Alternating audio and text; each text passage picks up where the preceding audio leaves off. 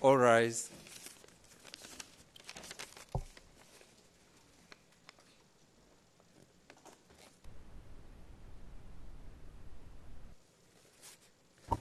Yes, please call the case, Mr. Registrar. The International Residue Mechanism for Criminal Tribunal is now in session.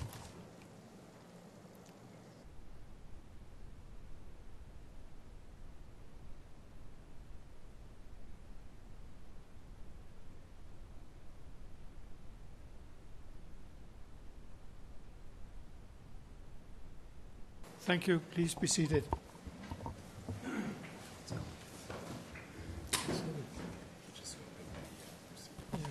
Good afternoon, Your Honor.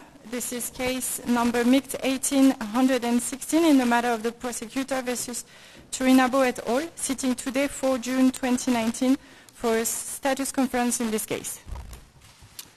Thank you, Madam Registrar. Good afternoon. I'm Judge Vagn Johnsen, the single judge assigned to this case. May I now please have the appearances of the parties, first the prosecution. Good afternoon, my lord. The prosecution is represented by myself. I'm Tembile Sekwete, acting officer in charge of the Arusha branch of the Office of the Prosecutor. Take Senze, legal officer. Stavrola Papadopoulos, legal officer. Joshua Rosenzweig, legal officer. Irene Mbuli, records management officer and case manager. Thank you, my lord. Thank you, madam. And now the defense counsel, starting with counsel for Mr. Maximilien TURINABO. Good afternoon, Mr. President. Representing Mr. Maximilien TURINABO, who is sitting beside me, Ms. Wada Salim, and myself, Stéphane Bourgon, an advocate in the Quebec bar in Canada. Thank you, Mr. President. Now, counsel for Mr. Anselme NZABONIMPA.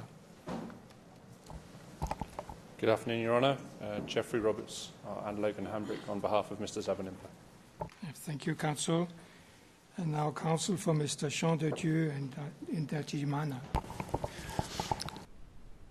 Good afternoon, Mr. President. Mr. NDAGIJlMANA is sitting here with me and accompanied by Mr. Serben Chartrand from the Quebec bar, Madame Cécile Locol, who is a legal assistant, and in the public gallery, Mr. Baton, and myself, lead counsel Philippe Larochelle from the Quebec bar, Montreal bar in Quebec. Thank you. Thank you, counsel. And counsel for Ms. Rose FATUMA.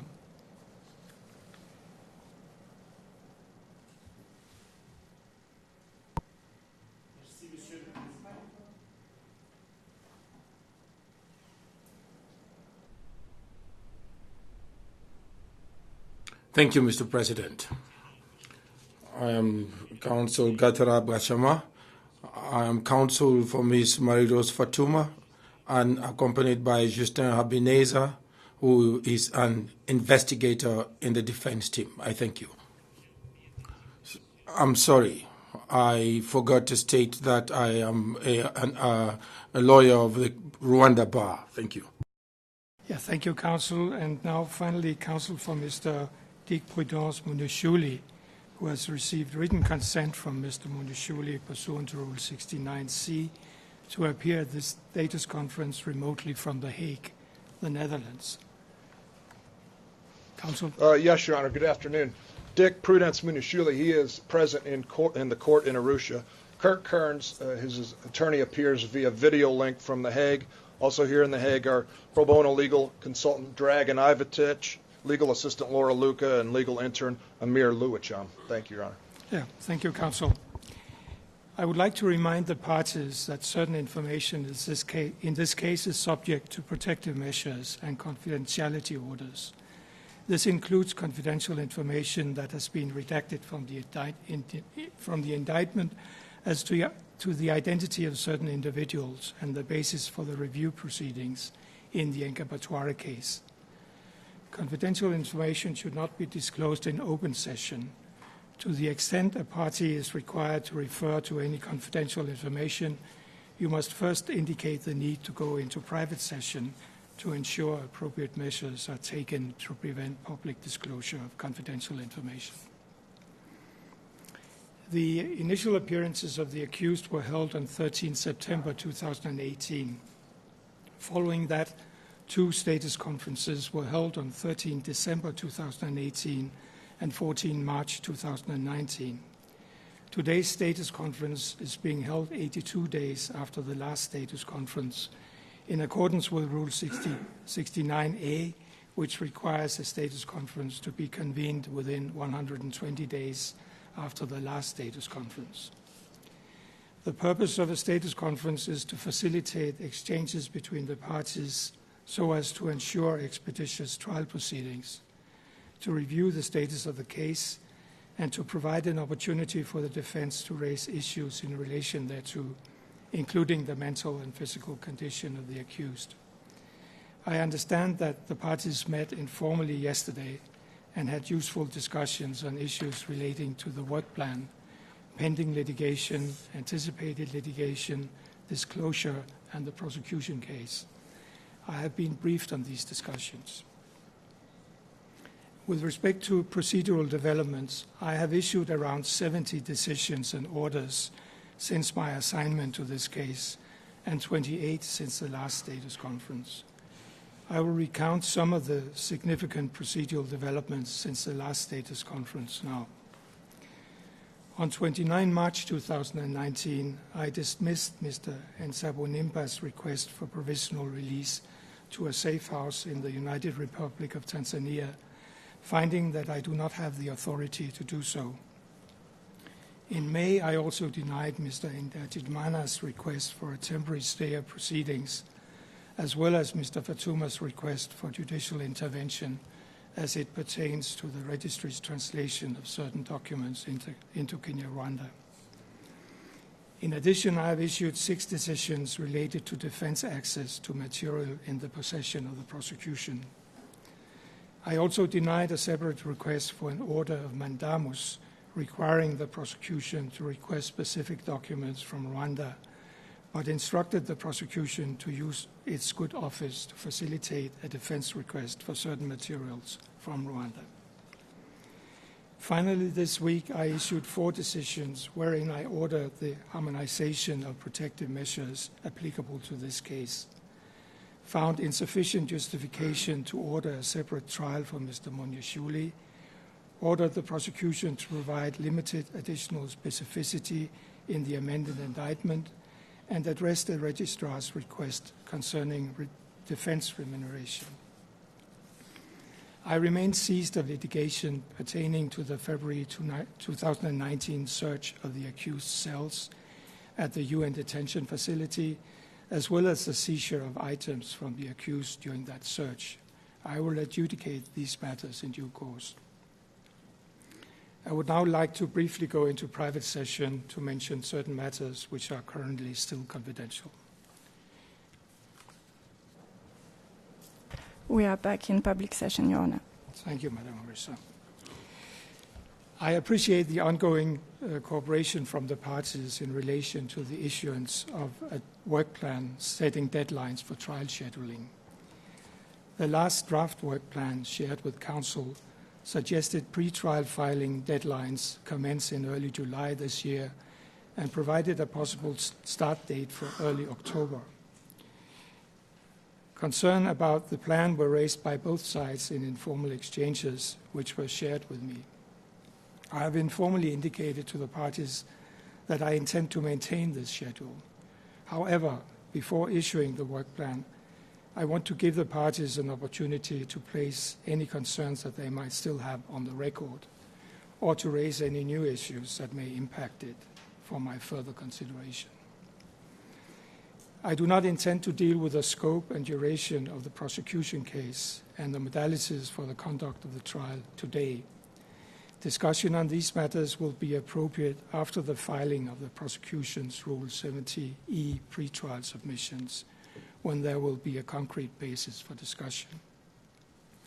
I would, however, anticipate that the duration of the prosecution phase of the case not exceed 4 to 6 weeks.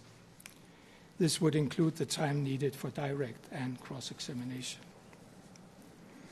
I've been informed that yesterday the defense have jointly suggested that it be more efficient to receive submissions on an issue-by-issue basis today rather than defendant by defendant. and I will now allow the defense to provide observations with respect to the work plan. I would like, however, for the prosecution to respond once all the defense submissions are done. So I turn to the defense. Which counsel shall start and on which issue?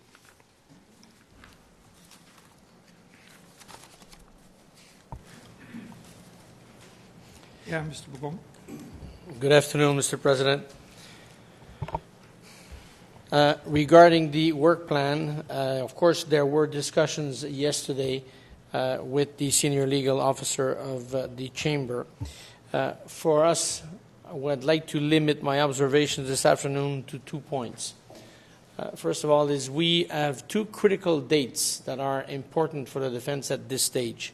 The first date is the 8th of July, with the date on which the prosecution is to file its pretrial brief.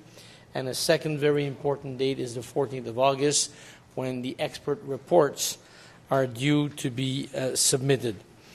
Mr. President, at the last status conference, or maybe should I begin, the first status conference we had, prosecution said in this very courtroom, we are not the type to wait until the last minute and to wait until deadlines to disclose evidence.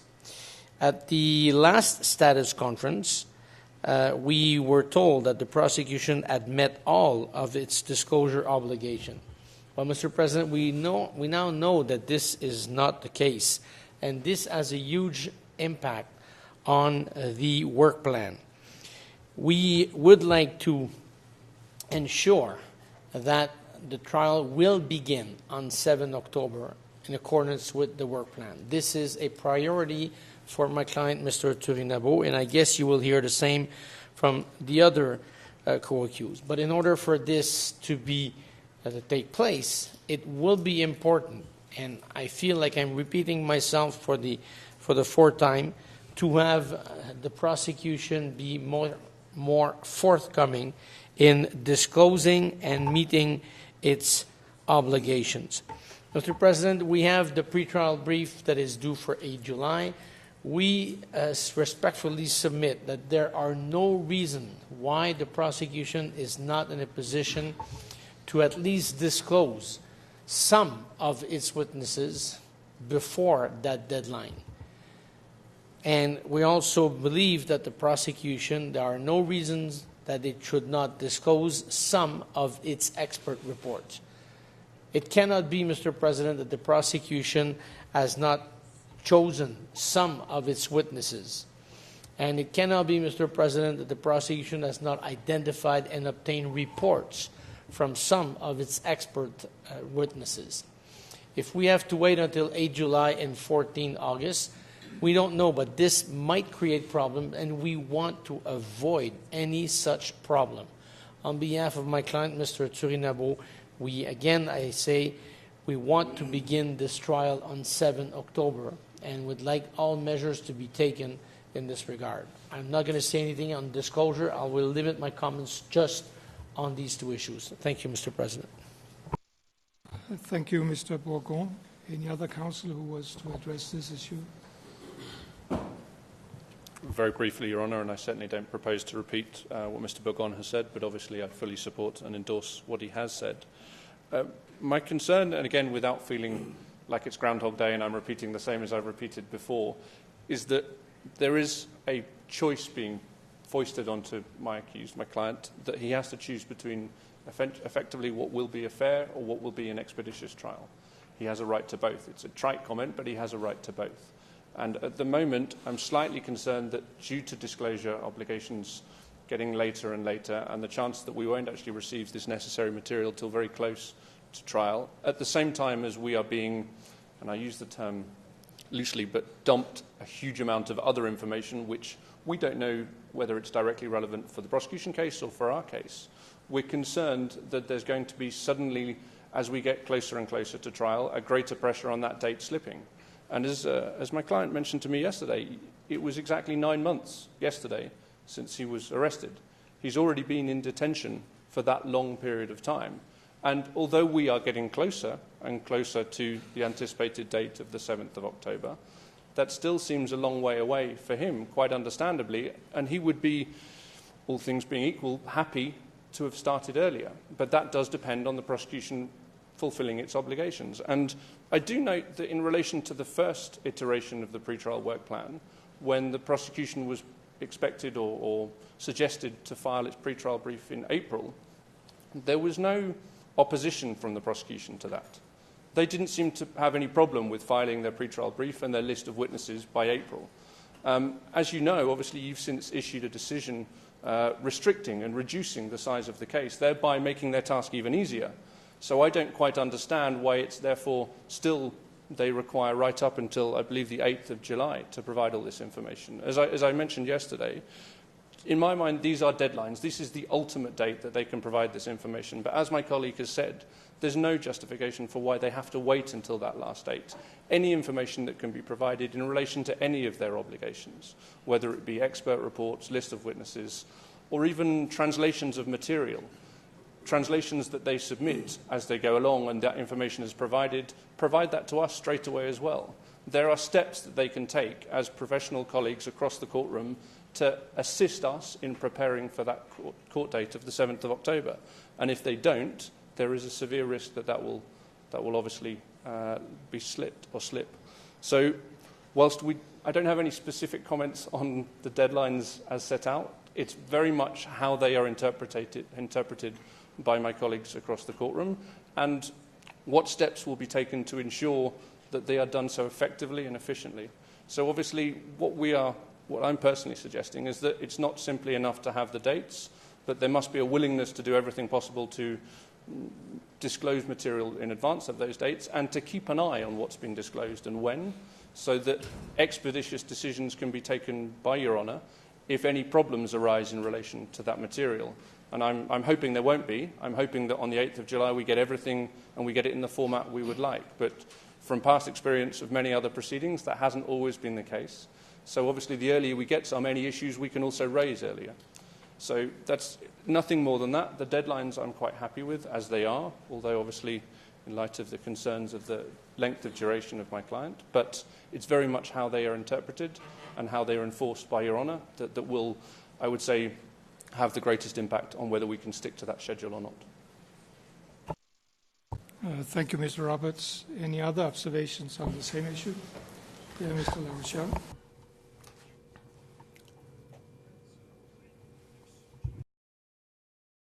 Colleagues, and particularly those of Mr.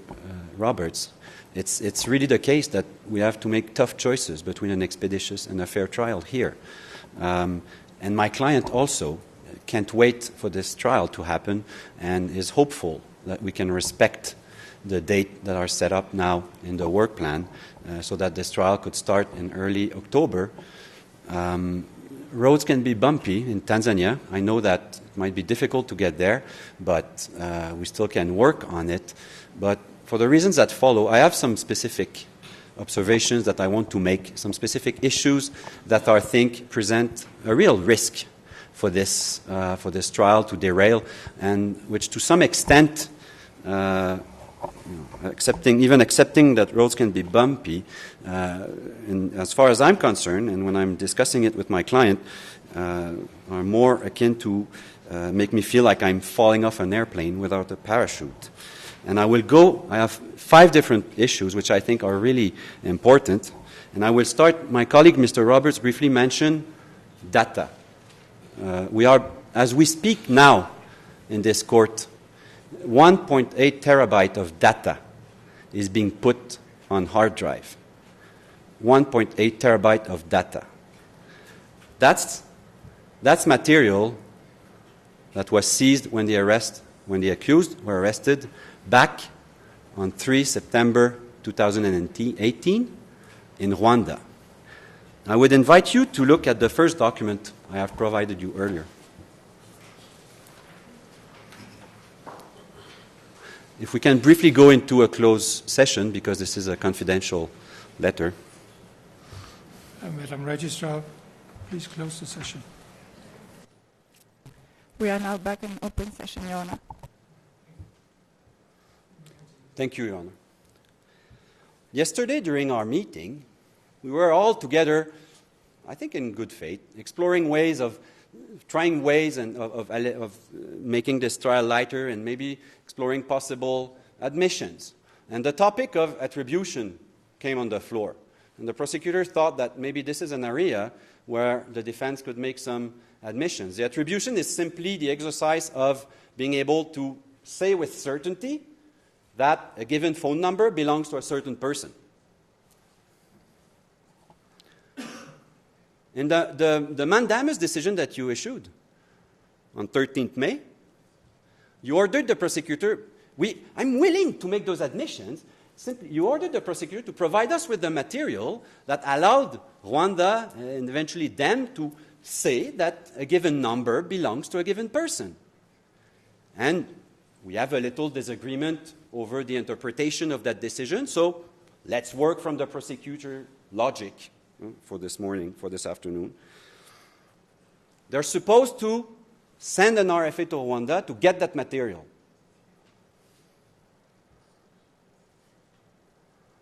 On 28th May, it still had to be done. Yesterday, we're asked to admit that. It's not done yet. You know there are small contempts and bigger ones. I don't know if that falls into any category.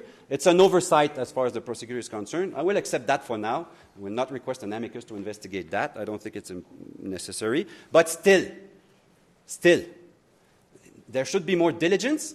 And, it's a letter. It takes 10 minutes to generate and another 3 to ask the registry to transmit it to Rwanda. It shouldn't take a month.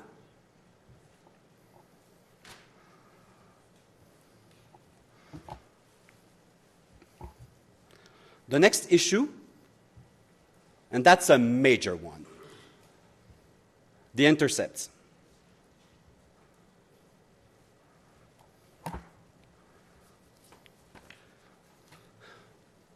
The documents you have before you, the second and third document, and it's my fault because I did not ask Cécile to put them in the right order. But if you take the third document, that's the one you should be seeing.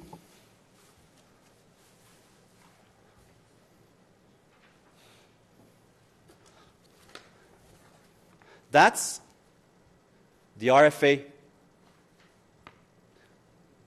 Madam Prosecutor, would you prefer we go into a closed session to address this issue? I've not had time, Your Honor, to read the harmonized decision on protective measures, so I just don't want to commit any blunder here, and I'm going to refer to what's in there. So. To be on the safe side, maybe just to avoid mentioning the names of the specific persons. I won't mention their names. What I will mention is... We can say in open session. Okay. So, on 27th June 2017, the prosecutor requested Rwanda to proceed to intercept, record the phone conversation of the individuals that are mentioned here.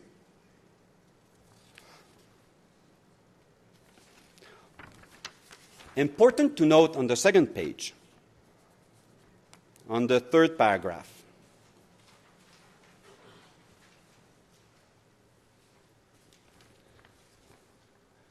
the OTP requests the authorities of the Republic of Rwanda to provide the OTP with the recordings of those communications. The OTP requests that the tapes for each day of interception be provided to OTP staff in Kigali no later than 11 a.m. the following morning.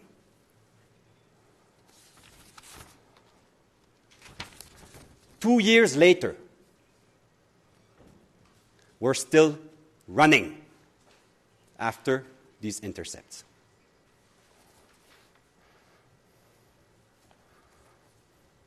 And I will continue on the topic of intercepts because I think there are some troubling issues about that. So as you remember, we requested, through the mandamus, we wanted the prosecutor to request those tapes from Rwanda. The OTP responded on 29th March. This is the next document that was initially 2, but is now. And I will bring your attention to the response of the OTP on 29th March 2019 at paragraph 6.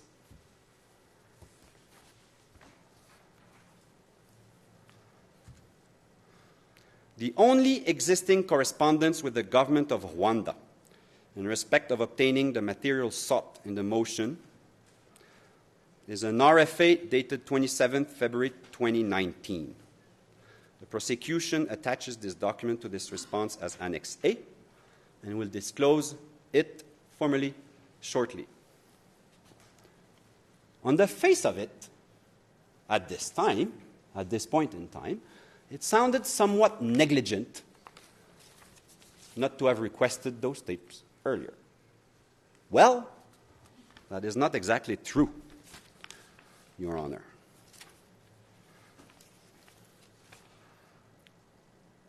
I will bring your attention to the next document, which is a letter that we received on 17th October. It's a letter that we received in, that was disclosed to us, on 10th May, three weeks ago.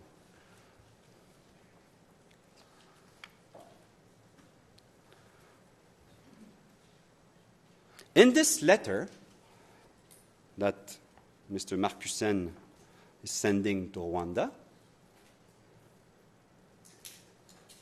I will invite you to read paragraph 1.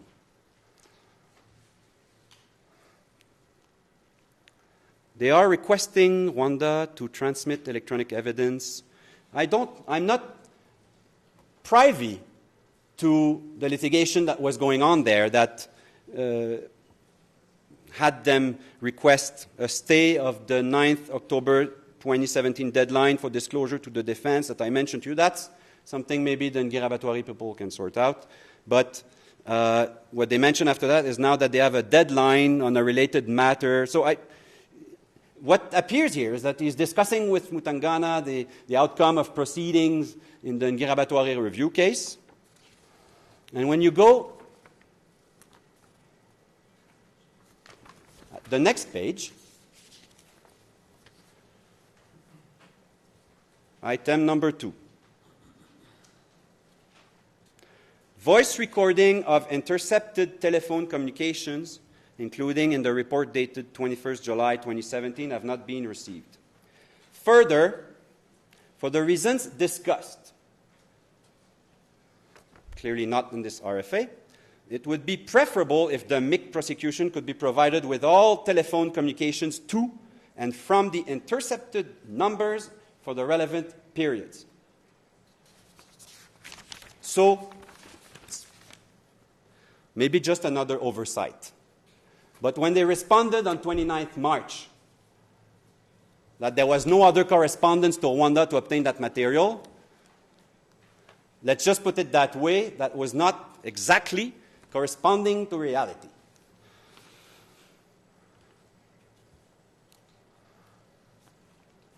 I'm almost tempted to ask for the WhatsApp messages between both prosecutors, Your Honor, to see what was the content of the discussions that they allude to in this correspondence. The next document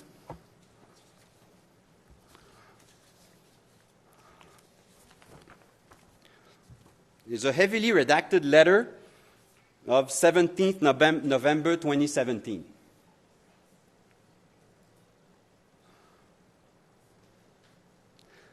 In passing, I note that I support Mr. NZABONIMPA's motion to have the redaction on that document lifted.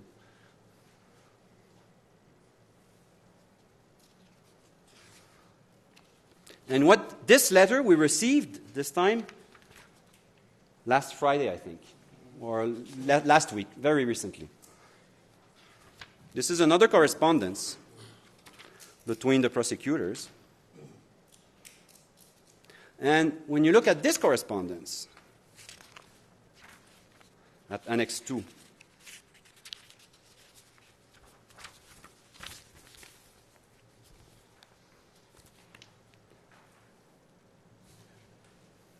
If you take, there are several entries to the same effect. I will just take the first one, Annex 2, 1A. I will not mention the first part of the sentence, simply what is said after. Audio of this conversation was reviewed by MICT OTP members in August 2017 at National Prosecutor General Office in Kigali. As the prosecutor abdicated its responsibilities, have they decided to simply go work from Kigali to analyze the conversations of the persons that are mentioned in the RFA 29.1? But also, what is the OTP doing over there? They're supposed to get the tapes to themselves, to do the work themselves, not to delegate the work to the Rwandan authorities, as it seems to be the case when I look at this.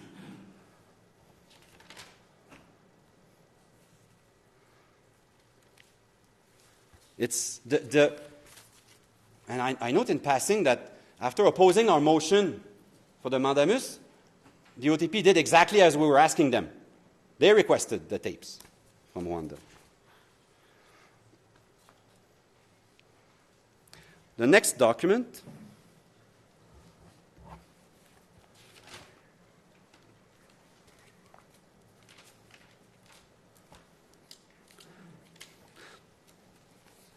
it's a bit thicker. This one we also received last Friday. And this one is RFA 29.11,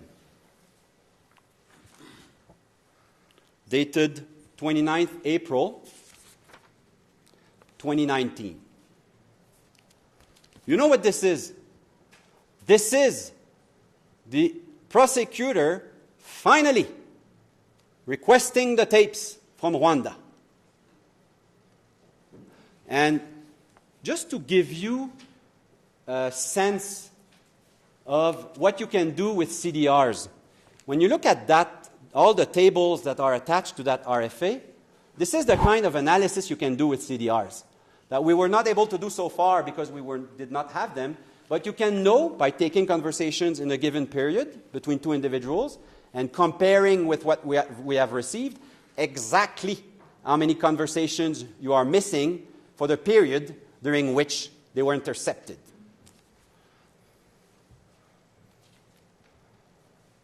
And a comment I don't understand in this RFA, if you look at paragraph 3,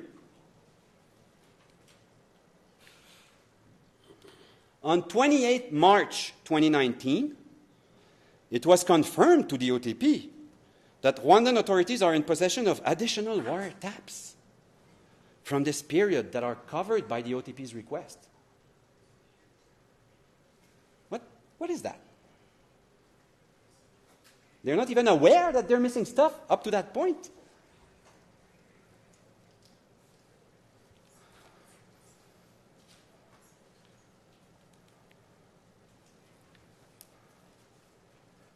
They have forgotten that they have requested these tapes on 17th October 2017. The right hand doesn't know what the left hand does. I don't understand. Again, I read somewhere recently a motto about if you fail to plan, you plan to fail. And when I look at all these things, I'm sorry, but this is the feeling that it inspires me. And now, this we received last. So you understand that we're always being dumped, as my colleague said, stuff. And we're trying to catch up with things. Last night, when I was looking at this, what you have before you, this RFA, normally, I would imagine that the intercepted conversation would fall under the authorization that you have in RFA 29.1 and only concern the individuals that are mentioned there. If we can go quickly in a closed session. Madam Registrar, please close the session. We are now back in open session, Your Honor.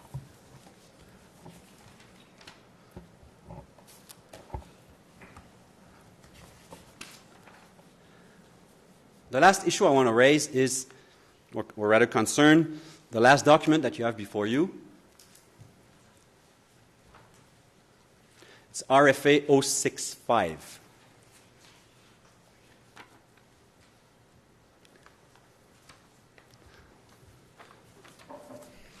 This is the first RFA we know of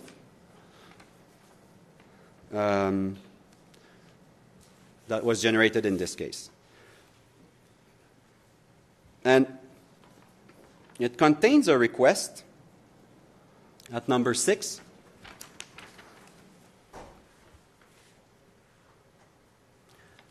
for 24 different phone numbers.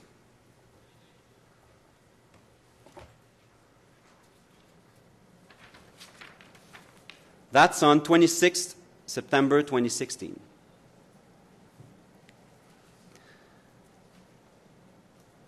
The request for review in the Ngirabatware review procedure was filed in July 2016. I don't know if, hopefully that was not a confidential, just the date where it was filed. Otherwise, I apologize. This is my last question for the prosecutor. We redacted from the public. I apologize. Let's go in closed session so I can finish in all comfort. Madam Registrar, please go into closed session.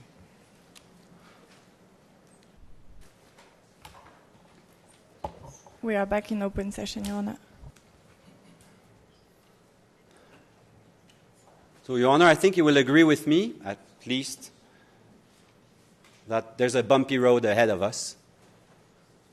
I hope I can be reassured that it's not what I alluded to, that it's not jumping from an airplane without a parachute, but I think the issues that are raised here are serious. There raise serious concerns about the disclosure that's been done so far, and there is also questions about how the prosecutor has managed to fulfill its disclosure obligations. And I remember distinctively hearing the prosecutor during last status conference saying firmly that all of their disclosure obligations had been met. I challenge them to repeat it today. Thank you, Your Honor. Yeah. Those were my issues of concerns. Thank you, Mr. Rochelle. Any other observations concerning the same issues? That's not the case.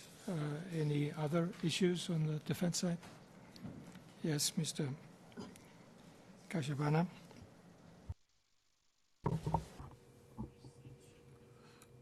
Thank you, Your Honor.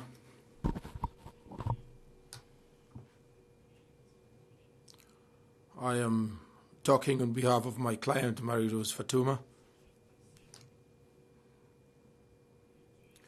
As far as she is concerned, we also note,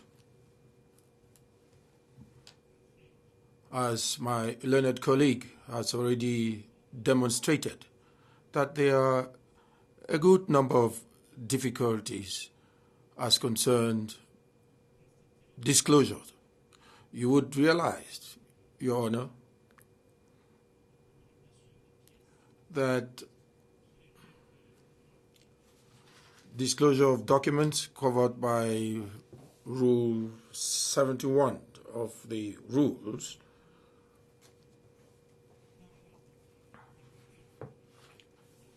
it's still riddled with a good number of difficulties.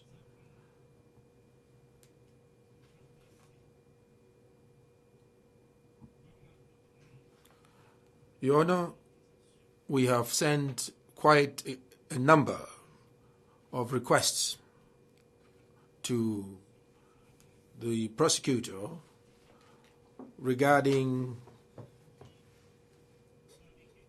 documents in their custody and which they claimed were available.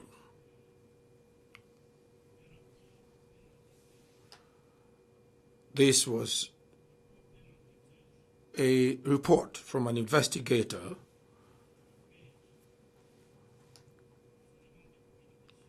on various disclosure elements regarding telephone conversations involving my client. The responses that we got from the prosecutor remained vague, in particular in a letter that was sent to you on the 24th of May 2019.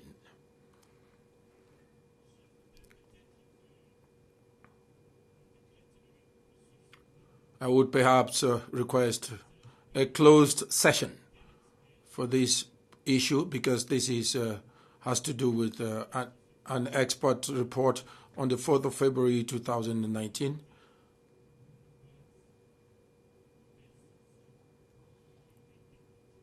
On which the various seizures of effects in possession, of my client's possession, were based.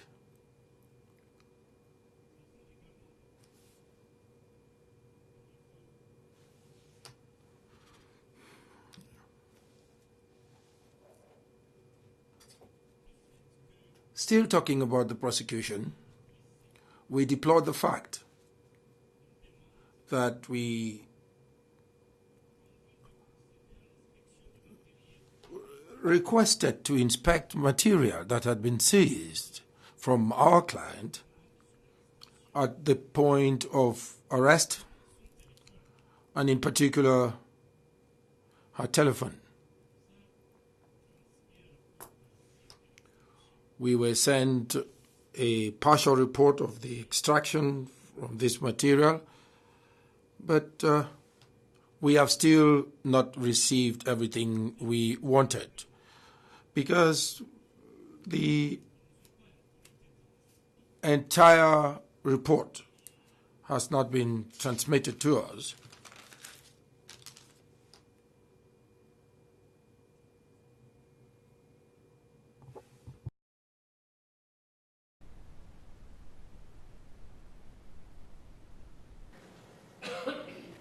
We are now back in open session.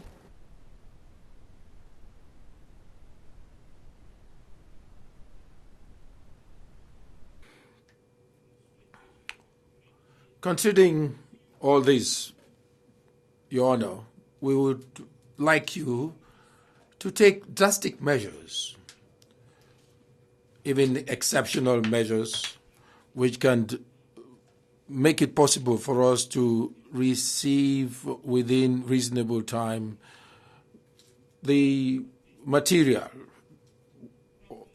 on which the prosecutor is relying to support her thesis. All these, all the more so because at the time, at this point in time, most of the evidence is redacted. Yesterday, the prosecutor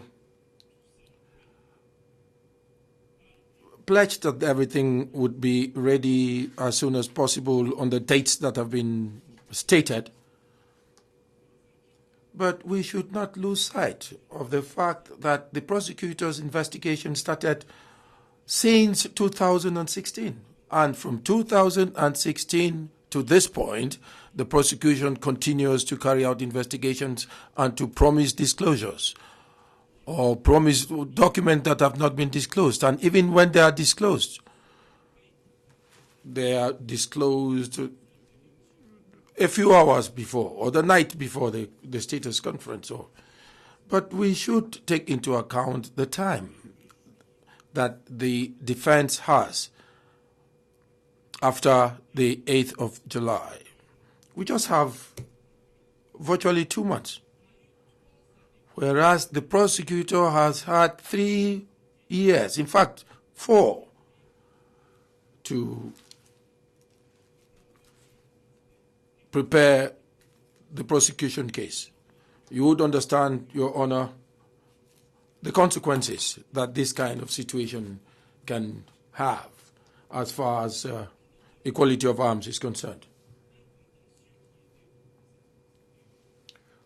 we had a contentious issue following the seizure, which we talked about at length during the last status conference. And up till this point in time,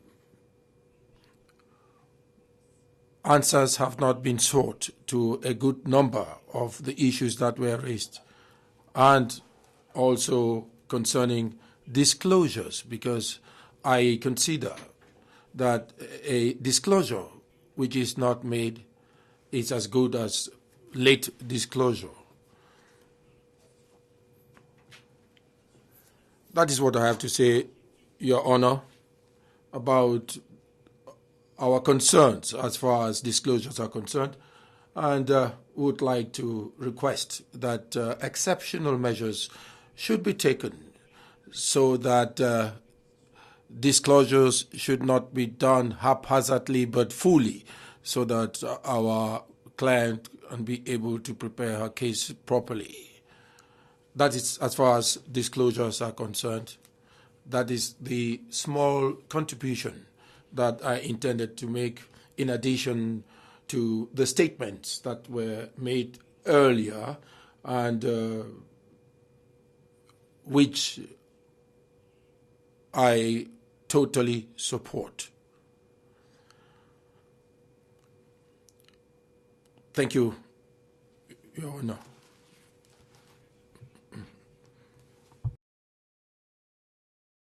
Mr. Kearns, do you have any issues you want to raise? Briefly, Your Honor, I know the last couple times we were together, I didn't really have a lot to say because my colleagues had already taken the opportunity and included it. And I would adopt a lot of their concerns, a lot of their frustrations as well. But what I'm primarily concerned with is Dick MUNYESHULI has waited a long time for the opportunity to show that he's not guilty of any of this, that he didn't violate a single court order, and he doesn't belong in that courtroom. And I wouldn't say that if I didn't already have all of the discovery in our possession that, frankly, I think I need, or we need, to present to Your Honor to show you that what I was telling you is in fact the case. I thought it was interesting to note, I actually took the time to read the status conference rule 69. I probably should have done it a long time ago again, but I did, and it was interesting. The number one reason we do this is to ensure an expeditious trial. And here we go now going into Dick's 9th month of detention on account of making a phone call on one and a still non-defined indirect contact with witnesses count.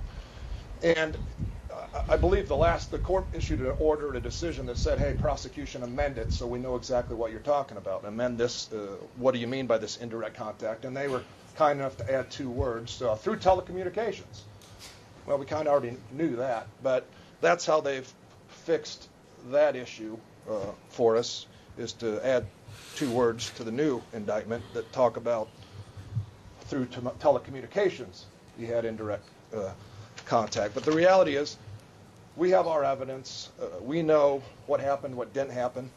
I note the prosecution estimated yesterday it's going to take them a month to put on their case of like 18 witnesses. And here we have Dick 5th in line, and our concern is we want to get to trial. Our position hasn't changed since the last one. We'd like a trial sooner rather than later. We're prepared for July if that could happen. But what we don't want to have is when I have colleagues worrying about, dates slipping away and disclosures causing them problems. I think maybe we need the court's intervention to just say, listen, if you've got it, get it to them. Enough with this. We need to be ready for trial, and we need to have firm dates with firm times where nobody's going to be able to make an excuse if they're not ready to go. Because I think without that, we're still going to be swimming a little bit, and I think we may need the court's help along those lines. Despite that disclosure decision to this indirect contact issue that we raised, as I sit here now, it still isn't defined. But I've interviewed my client. I know what the evidence is, and we're frankly ready to trial. And I say the same thing I said last status conference. We're ready to go. I want the opportunity to show you what we know, because If we could go into closed session at this point, I want to dovetail a little bit into what Philippe was telling you. And I'll wait. Yeah, Madam Registrar, please bring us into closed session. We are now back in open session, Your Honor. Yeah. Madam Registrar, can you address the issues in the order that the defense presented them? Madam Prosecutor, not Madam Registrar. Yeah, sorry. At least you are a madam.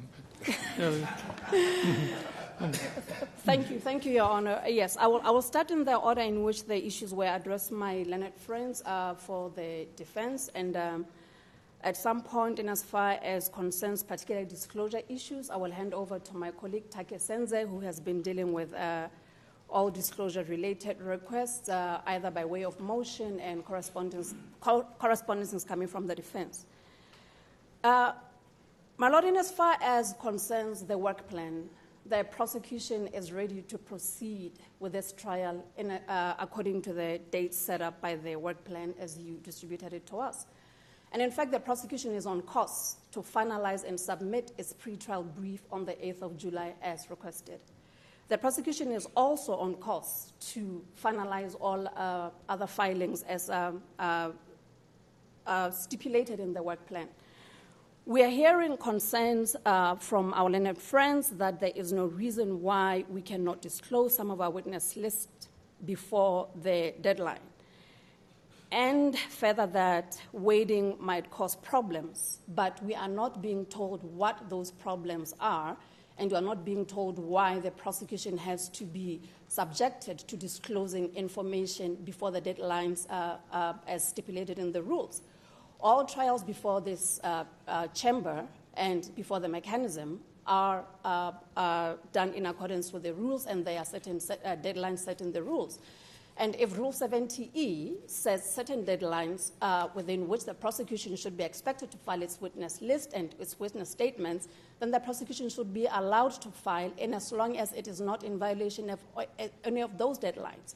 And as I said, as we speak now, we are on course to filing on the days that have been stipulated by the Honorable Judge. And there's a little bit of a misrepresentation of the prosecution's submission when we were here last time on the 14th of May. We're hearing the defense saying that the prosecution said they have completed or they have complied with all their disclosure obligations. We are in possession of the transcripts of the last status conference where the prosecution said, as we speak today, the prosecution has been observing all its disclosure obligations in as far as the case is concerned. We all know that disclosures are ongoing. We cannot disclose what we do not have. As we get material, we disclose it to the defense the best that we can.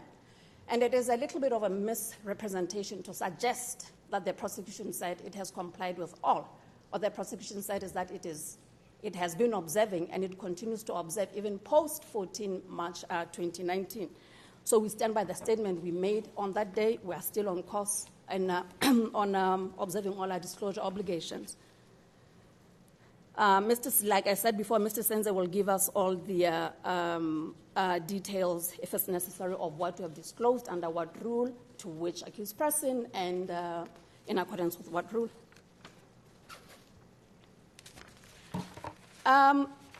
It's also a little bit interesting to hear some of the submissions made by our learned friends, because you end up not knowing whether the complaint is that the prosecution has not disclosed documents or whether it is the manner in which the documents have been disclosed to the defense. The prosecution does not manufacture evidence. It is well known, and it has been submitted, it's seen in all the RFAs that have been exchanged in between, that the prosecution relies on the cooperation from the state concerned to get all this information. And the prosecution has been doing its best to disclose it in the form that it has been received from the authorities concerned for the defense to use or not use. In some instances, the defense has requested the prosecution. In instances where the prosecution has disclosed, for instance, the materials in a way that the defense can search it, the defense come back, they say, we want it in the original format in which you received it from Rwanda. When we do that, Again, there is a complaint that it is not searchable. But what I'm gathering from all the submissions made from across the bench, and which the prosecution agrees with, is that we have disclosed documents that we have received from Rwanda. The only question that has been a subject of several communications between us appears to be the legal basis or the reliability of such evidence. And it's on this basis that now we are talking today about RFAs and things like that. That is in litigation consistently on a daily basis because the defense is in receipt of the material that the prosecution has. Now they are at the stage where they want to challenge its reliability. The defense also keeps saying that materials are being dumped on them. That is disclosure. That is the volume of the material that we have, and we will give it to you in the way that we have it. So we do not understand at the end of the day, how are we expected to disclose it for us not to be accused of dumping it? Yes, it is large. Yes, we have informed you that it is more than 1 terabyte. That is how it is. We are trying to oblige to the disclosure obligations by giving you the material that's been extracted from the devices seized from the accused persons in September of 2018. It is also a bit of an inaccuracy to say or to suggest that it is for the first time today, after 9 months, that the prosecution is seeking to provide the defense with the material extracted from their devices. Also, as actually alluded to, on the 8th of March, some of it was provided. And when we provided some of it, we did state that it is not a complete extraction because the authorities that were assisting us to extract, for some reason, did not complete that extraction. We took action and submitted the devices to another authority to assist us because we don't have that capacity. In so doing, we have been very transparent. We have been informing the defense that this is where your devices are. They are being worked on. As soon as we receive them, we'll give you your documents. This is what we're endeavoring to do from this morning. And the complaint is that we are dumping 1 terabyte. So be it, it's part of our disclosure obligation. I also want to provide a bit of a clarification regarding document that's marked 6 that Counsel Arusha made a submission about, and to correct a misconception on what the annexes here are. I want to stay in open session, and I will try not to divulge information that I'm not supposed to. The complaint is that in the initial RFA, the prosecution had listed certain numbers that it was asking for the Rwandan authorities to intercept. Yes, it is. And then it says that in this annex, names appear of telephone numbers of people whom the prosecution says they had not asked for their numbers to be intercepted. This is very unfortunate because it appears to suggest that the prosecution is not telling the truth when it says it did not request the interception of those individuals' phone numbers. It is true. The defense has been given several RFA 0029, where it consistently lists only names of 5 people. What is attached to this is call logs, which it is known that call logs were requested of several numbers. And the reason why the prosecution has attached this to this RFA, following up on the missing intercepts, is because it's on the basis of these call logs that, as the prosecution, were able to decipher which exactly of the intercepts are missing. So it is not surprising that from these annexes, one is going to find lists of phone numbers for which we had not requested interceptions.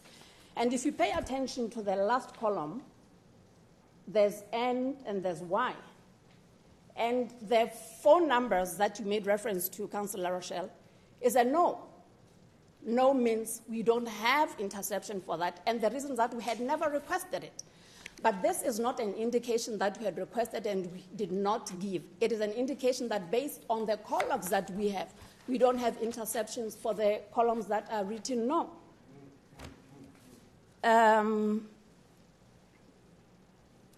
The prosecution is also being required to say why it requested certain things in respect of RFA 65.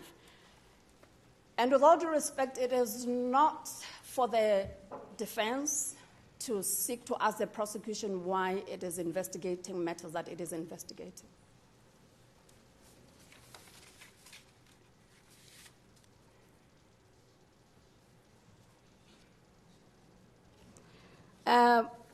There's also a complaint, if I may, about the fact that 2 years later we're still running after these intercepts. In this regard, I'll just reiterate that we don't manufacture evidence as a prosecution. We seek state cooperation of the state concerned. If we don't get it, we keep following up, as has been seen from various letters and RFAs. And that is an indication that, indeed, the prosecution has got nothing to hide, as opposed to a feeling that maybe the prosecution has something that it has not yet given the defense. And I'm confident, Your Honor, to say that the bulk of the material in the possession of the prosecution, in as far as evidentiary material is concerned, have been disclosed pursuant to Rule 71 and Rule 73 of the rules. We have a pending request regarding clearance to disclose Rule 76.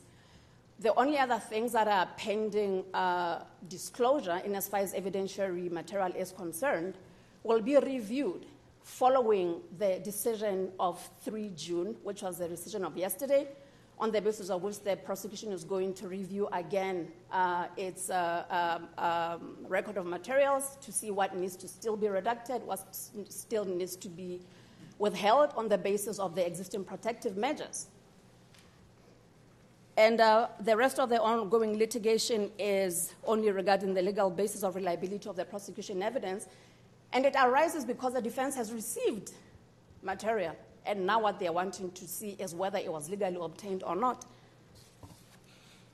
Otherwise, if the defense had not received the prosecution evidence, they would not even have a basis on which to challenge the legality of the same or not.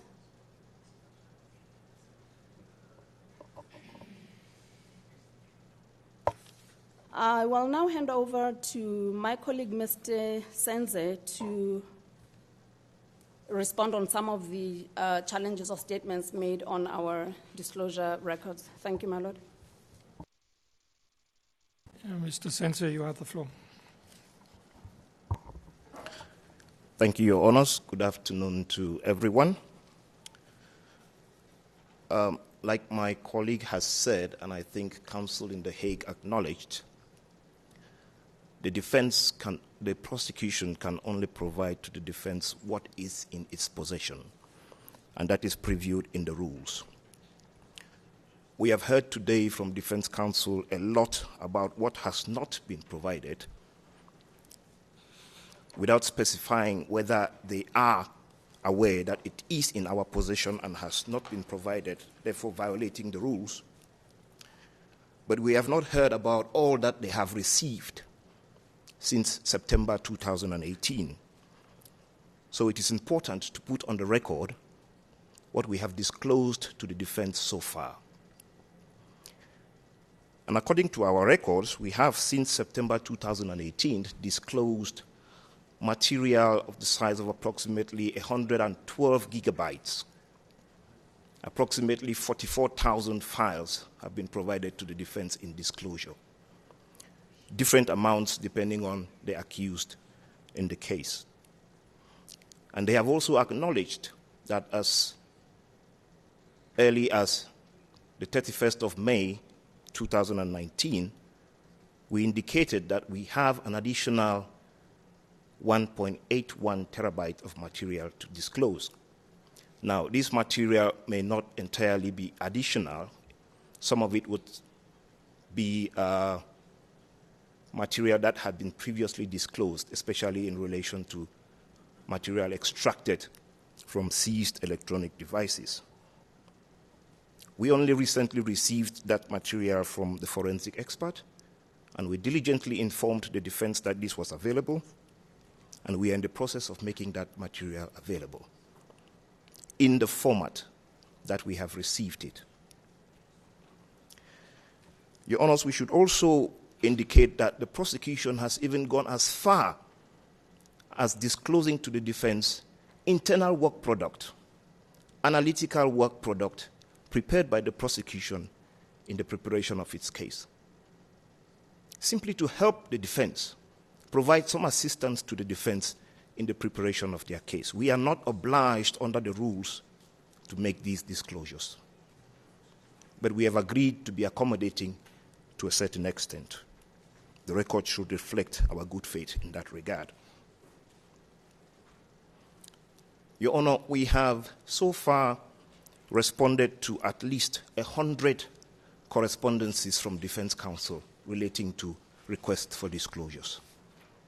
We continue to do that to the best of our ability, and we continue to disclose the material that is in our possession and within the deadlines provided by the rules, or pursuant to requests from the defense under Rule 71B.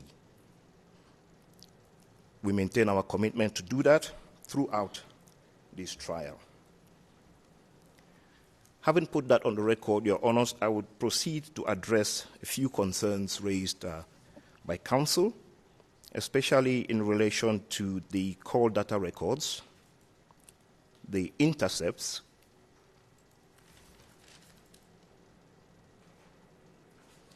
and inspection of seized materials.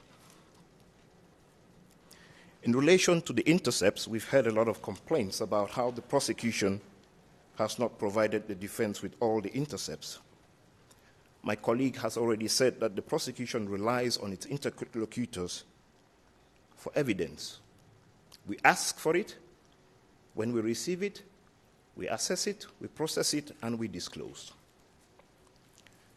Counsel made reference to the 27 June 2017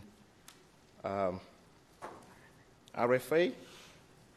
That is document number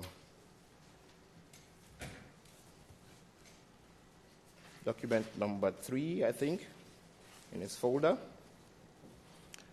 in which the prosecution requested, I think that was the first request, for intercepts of telephone communications of certain telephone numbers.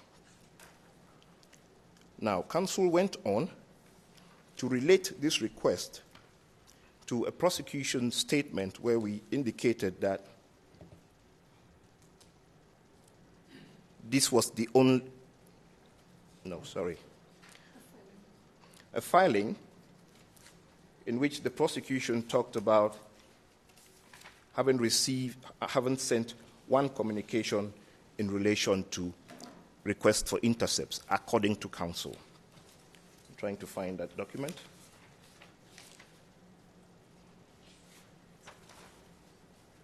Thank you. Now, that is document number 2 in his folder. He relates this filing to our requests for intercepted telephone communications. Your Honors, that is not accurate. If you refer to the attachment in that document, page 2 of the attachment, which is the RFA that the prosecution discusses in that response, our request to Rwanda in that case was a request to obtain any relevant authorizations or warrants to intercept telephone communications. It was not a request for the interceptions to occur, but it was a request for authorizations which the defense requested that the prosecution communicate to Rwanda so that they could understand the legal basis on which the intercepts were carried out. You would see from other communications that, or the last document, document number 6, the reference number there indicates at the end RFA 0029.11. Document number 2, the reference number ends with RFA 0029.1, dated 2017, and 0029.11 is dated 2019. Now, these are the RFAs that relate to the prosecution's attempts to obtain a comprehensive collection of intercepts from Rwanda. So as early as 2017, the prosecution has made numerous attempts to request for evidence where it has found that there are gaps in the evidence it has obtained. Your Honors, I don't know whether anything else could demonstrate the diligence of the prosecution to obtain evidence to disclose to counsel. But Counsel La Rochelle's representations in relation to the letter or the filing of 27 June 2017 are not accurate and could be verified through the RFAs.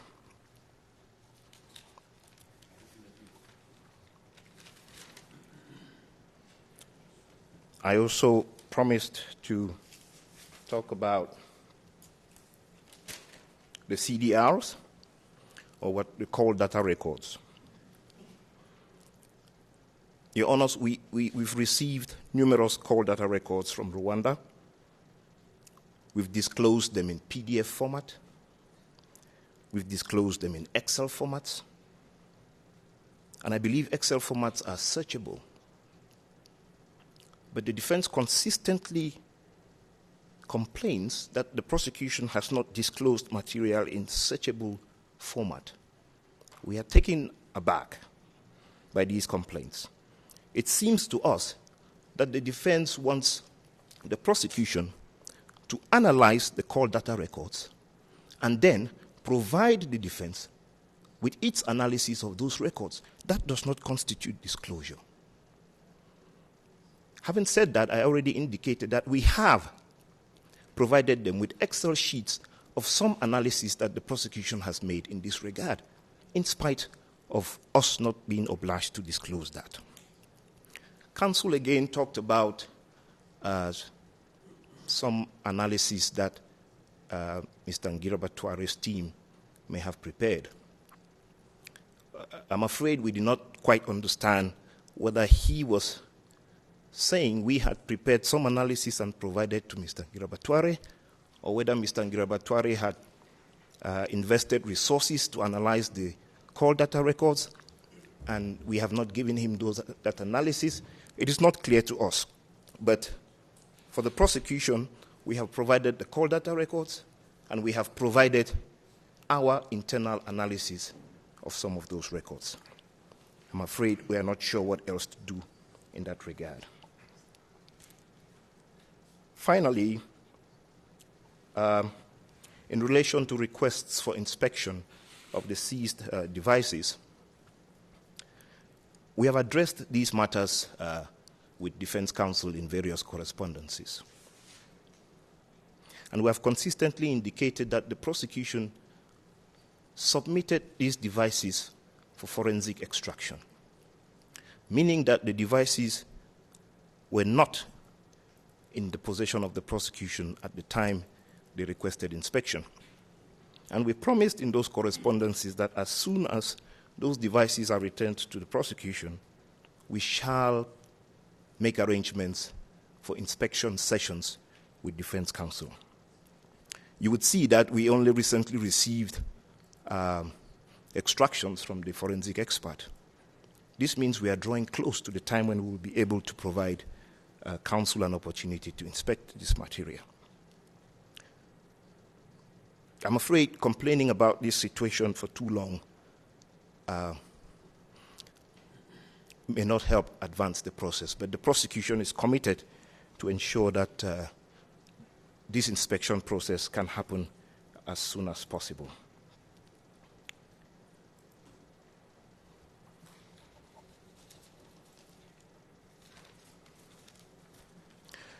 Your Honor, I think that completes my submissions, and unless there are any other questions from the bench, I shall resume my seat. Thank you. Thank you, Mr. Sensor. Now all parties have had the opportunity to put their concerns on the record, especially you, Mr. La Rochelle.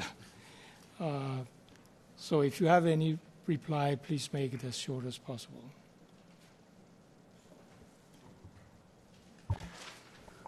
I will be short, Your Honor.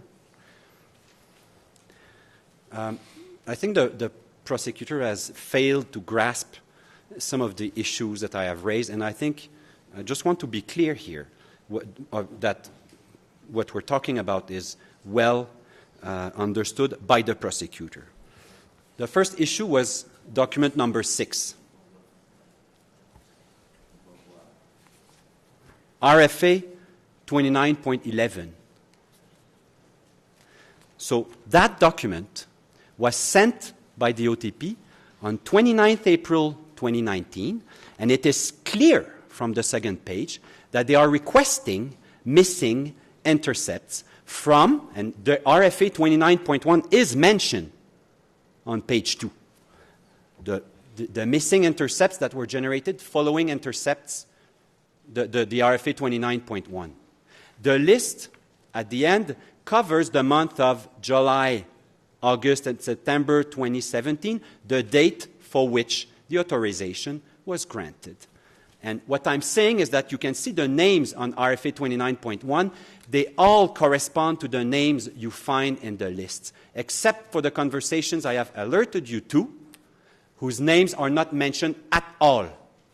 And those, unfortunately, you don't have the color version. I will send it to you because it appears clearly what the prosecutor has and what the prosecutor is seeking.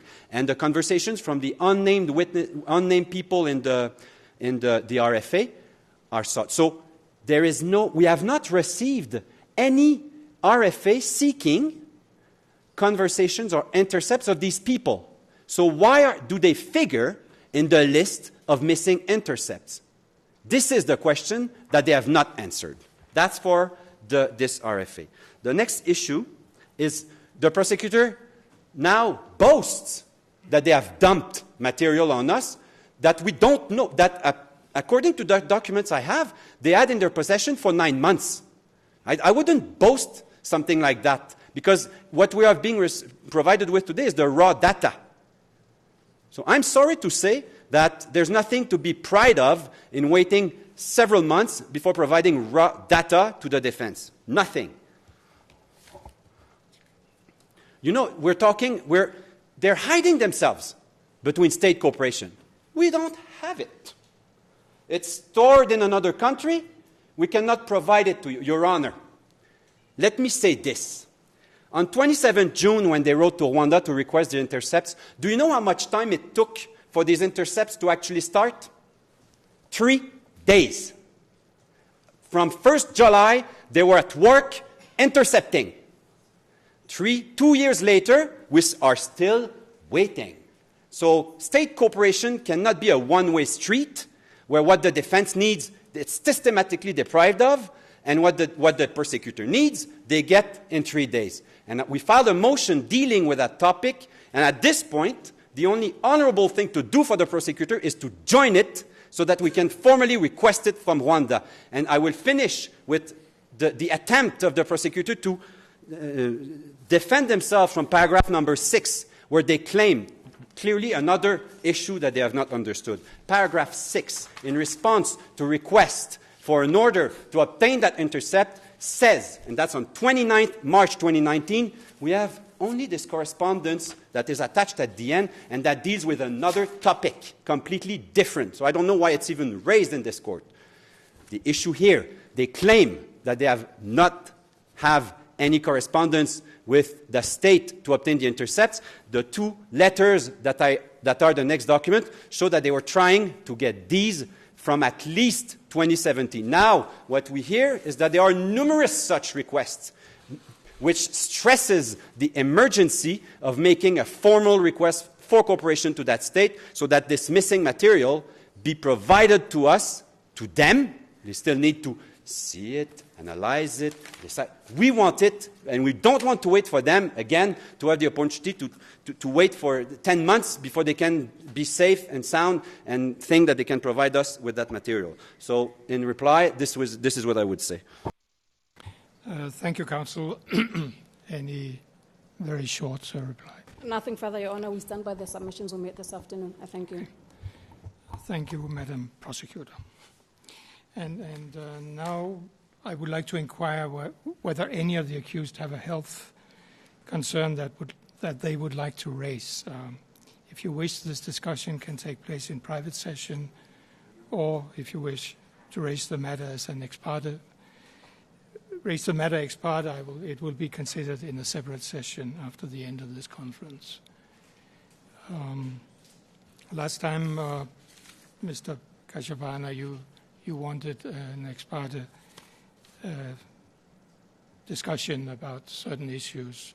I've already indicated to you that you can apply anew for provisional release, so if that's the issue you will discuss, it might be better for you to put it in a motion.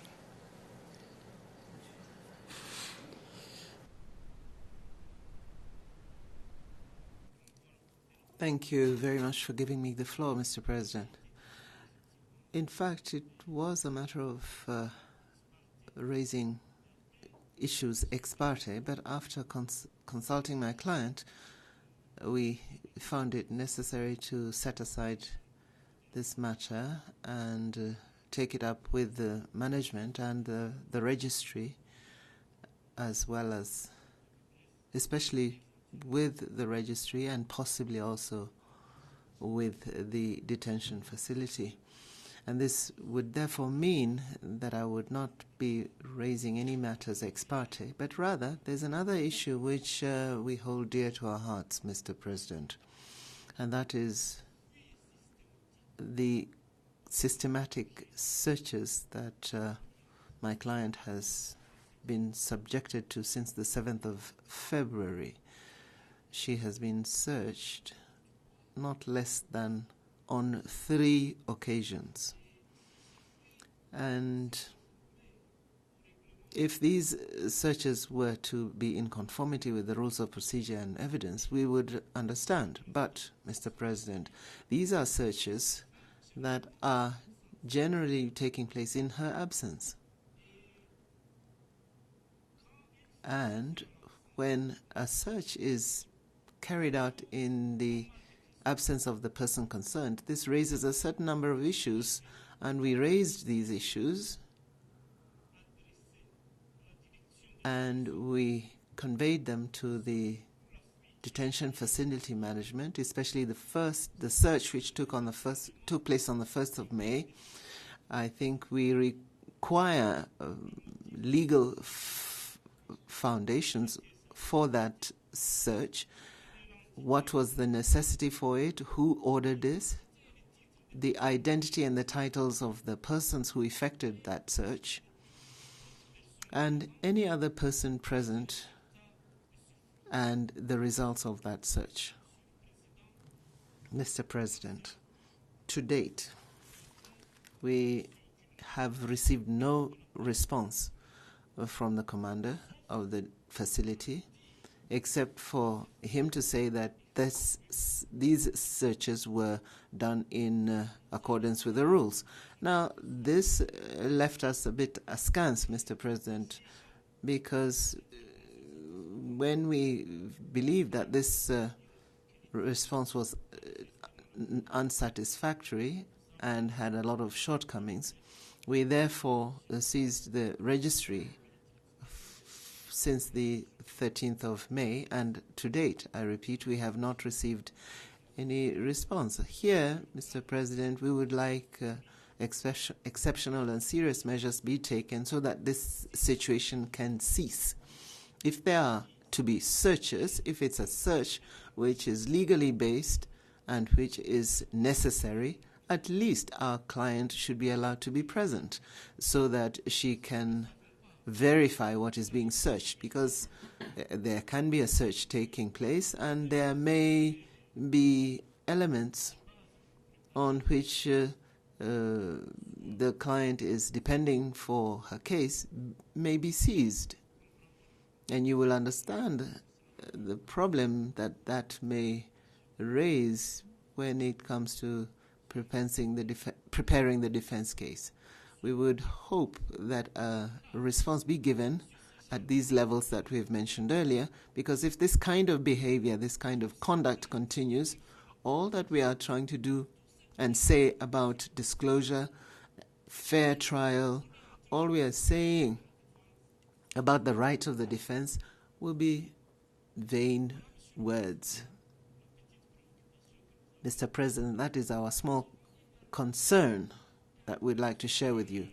We also have a matter concerning restrictions, unfair, rigorous, and incessant restrictions concerning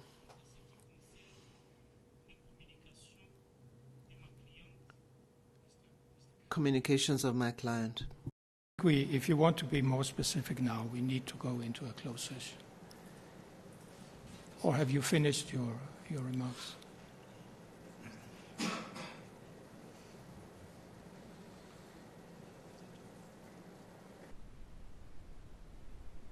Mr. President, I was merely mentioning general matters. I do not believe that we need to declare a closed session, because that would concern conditions which are imposed upon my client when, for instance, we are dealing with communicating with persons who are not present. It's only whether there should be an open session or in closed session. Madam Registrar, we go into closed session.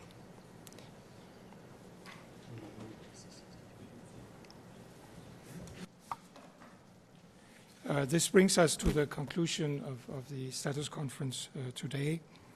I thank the parties for their continued cooperation in getting this trial ready for trial. Thank you. All rise.